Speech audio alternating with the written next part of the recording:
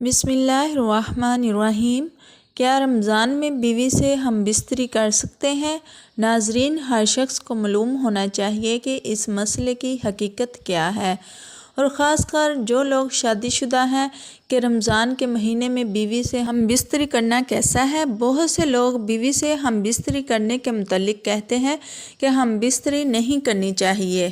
کچھ لوگ یہ کہتے ہیں کہ رمضان میں بیوی سے ہم بستری اس لیے نہیں کرنی چاہیے کیونکہ اگر رمضان کی راتوں میں بیوی سے کرتے ہیں اور اس سے حمل ٹھہر جاتا ہے تو پھر ایسی کیفیت میں بچہ ناقص پیدا ہوگا، یعنی بچہ لنگڑا، کانا، بہرا اس طرح پیدا ہو سکتا ہے۔ تو اس طرح کی باتیں ہمارے معاشرے میں پھیلی ہوئی ہیں، تو ان سب باتوں کی کوئی حقیقت نہیں ہے، یہ سب من گھڑت ہیں۔ جس طرح ہم لوگ سحری سے افطاری تک کھانے پینے اور غلط کام سے رکے رہتے ہیں، اسی طرح روزہ میں بیوی سے ہم بستری نہیں کر سکتے، یعنی دن کے وقت اس کام سے گریز کرنا چاہیے، لیکن روزہ افطار کرنے کے بعد بیوی سے ہم بستری کرنا چاہیں تو کر سکتے ہیں، اس میں کوئی حرج کی بات نہیں ہے۔ اگر میاں بیوی دونوں رضامندی سے فرض روزے کی حالت میں ہم بستری کر لیں تو دونوں کا روزہ بھی فاسد ہوا، اور دونوں توبہ کریں کہ انہوں نے اللہ تعالیٰ کی نافرمانی کی ہے، پھر ان پر قضا اور کفارہ دونوں لازم ہے۔ اس کا حکم یہ ہے کہ ایک روزہ قضا کا اور 60 دن مسلسل روزے کفارے کے، یا پھر 60 مساکین کو اوسط درجہ کا کھانا کھلائے۔ ہاں، رات میں میاں بیوی کو ہم بستری کرنے کی اجازت ہے، جیسا کہ قرآن میں ہے، تمہارے لیے روزے کی راتوں میں اپنی بیویوں کے پاس جانا حلال کر دیا گیا ہے۔ یہ کہ جس طرح لباس اور جسم کے درمیان کوئی اور چیز حائل نہیں ہوتی، اسی طرح میاں بیوی کا تعلق ایک دوسرے کے ساتھ ہوتا ہے۔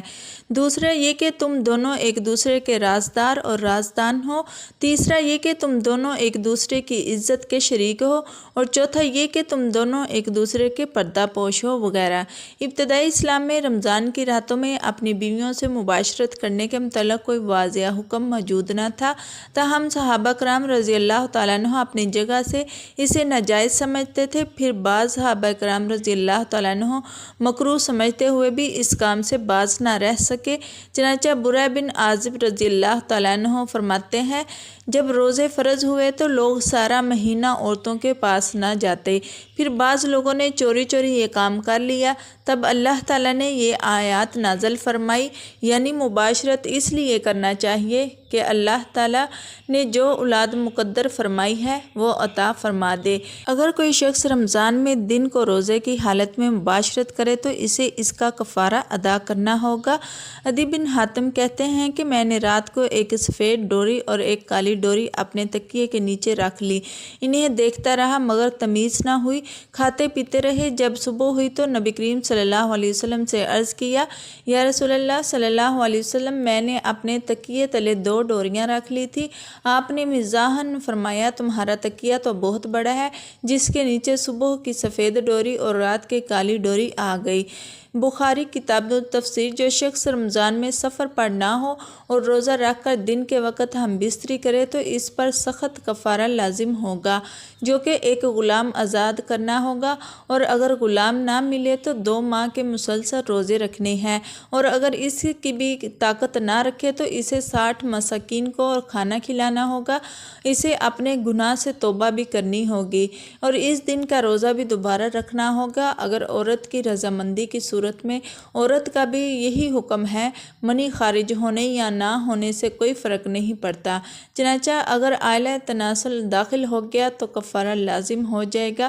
فقہائے کرام کے مابین اس بارے میں کوئی اختلاف نہیں ہے کہ جو شخص رمضان کے دن اندام نہانی میں جان بوجھ کر بغیر کسی عذر کے جمع کرے تو اس پر کفارہ لازم ہے، چاہے منی خارج ہو یا نہ ہو۔ صحیح قول کے مطابق منی خارج ہونے سے روزہ ٹوٹ جاتا ہے، چاہے بغیر جمع کے منی خارج ہو۔ جمہور علماء کرام اسی کے قائل ہیں، اور اس بارے میں اجماع بھی نقل کیا گیا ہے۔ چنانچہ امام نووی رحمۃ اللہ علیہ کہتے ہیں کہ اگر خاوند بوس و کنار یا اندام نہانی سے ہٹ کر اپنے اعلیٰ تناسل سے مباشرت کرے یا بیوی کی جسم کو اپنے ہاتھ وغیرہ سے چھوئے تو منی خارج ہونے پر روزہ ٹوٹ جائے گا، اور اگر منی خارج نہ ہو تو روزہ نہیں ٹوٹے گا۔ رمضان میں دن کے وقت وقت میاں بیوی کو آپس میں خوش طبعی سے سخت احتیاط کرنی چاہیے، اور جسے اندیشہ ہو کہ وہ اپنے آپ پر کنٹرول نہیں رکھ پائے گا تو وہ خوش طبعی کے قریب بھی نہ جائے، تاکہ دین اور عزت محفوظ طلوع رہ فجر سکے۔ سے غروب آفتاب تک یعنی روزے کی حالت میں بیوی کے ساتھ ہم بستری کرنا جائز نہیں۔ اس کے علاوہ رات کو بیوی کے ساتھ ازدواجی تعلقات قائم کرنے میں کوئی مضائقہ نہیں ہے۔ اللہ تعالی ہمیں دین کی مکمل سمجھ نصیب فرمائے، ہمیں بہتر عمل کرنے کی توفیق عطا فرمائے اور ہمیں متقی پرہیزگار لوگوں میں شامل کرے، آمین۔ ناظرین، کمنٹ باکس میں اللہ تعالیٰ کے 99 ناموں میں سے ایک نام ضرور ٹائپ کریں۔